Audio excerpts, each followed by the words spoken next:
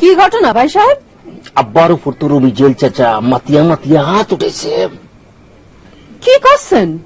ওই পাশে তো সেসব কথাই হচ্ছে। আম্মা একটা কথা আপনি চিন্তা করিয়া দেখেন, আজকে যদি মহসিন চাচার বিরুদ্ধে যদি একটা কেস ঠুকলিয়া দিতাম তাহলে কোনো ঝামেলা থাকতো না আম্মা। এখন দেখেন কিতা লাগি কিতা খারাপ হয়েছে। তালিপুরে তো আমার ছেলেটাও সুপথে চলে আসতো, ওই হারামিটারও তো কোনোভাবেই ওই পথ থেকে সরাতে পারতেছি না। তবে আমিও কয়ে দিয়েছি, আমি তার একটা কথা বলে দিয়েছি যে পিন্টু যদি উজিরের মেয়ে বিয়ে করে তাহলে পর আমার মিন্টুর রাজার মেয়ে বিয়ে করতে হবে। আর পিন্টু যদি কোনো ক্রমে রাজার মেয়ে মাতিয়া মাতিয়া দাঁড়ায় বিয়ে করিয়া ফেলে আম্মা, মিন্টু কি করবে? পিন্টুর কোনো ক্ষমতাই নেই। আম্মা কিছু মনে করবেন না আম্মা, একটা কথা কই, একটা ঠোকার মতো করে কথা কই।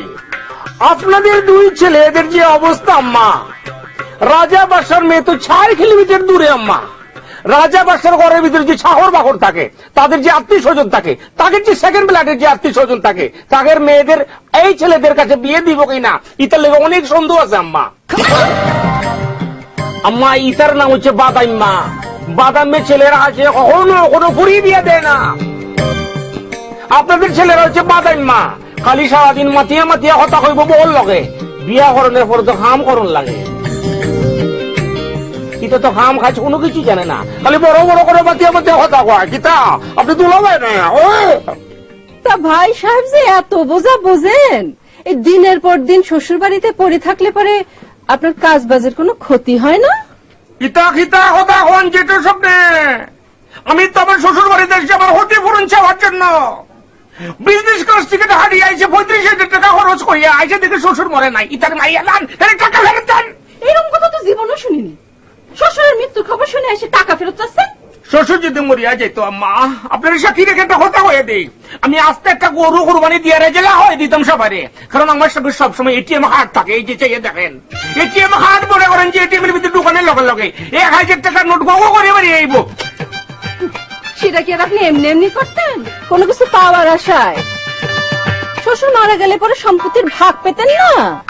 আম্মা আমার যে দোষ কলমিয়া পাইতে কিদার কথা হয় আম্মা। আপনি শুনছেন নাকি আমার বড় বড় বোনে আপনি এরকম কোনো কথা বলতে পারেন না কলমিয়া আপা? না না আপনি কি এটা মানায় না আপা? ও বাবা, সে তো তোমার সঙ্গে একটু ইয়ার্কি করেছে, তা তুমি বোঝো না কিসের জন্য? না আম্মা, এই ইয়ার কি করতে পারবে জবা? আমার শালিকা আদরের শালিকা আমার লেগে দুলিয়া দুলিয়া মনে করেন যে ইয়ার কি করবো, উনি তো এটা করতে পারেন আম্মা।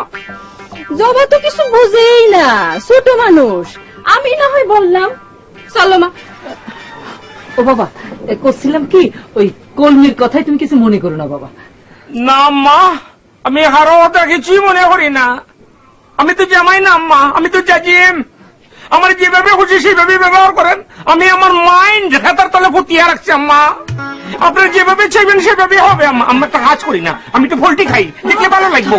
সি সি সি বাবা, কি করছো বাবা? তুমি শান্ত হয়ে বসো, আমি আসতেছি, শরবত বানাই আনি দিচ্ছি তোমার। এই সব দেখি শরবত ঠান্ডা করো। মাতিয়া মাতিয়া কথা হয়, এর থেকে এত খারাপ।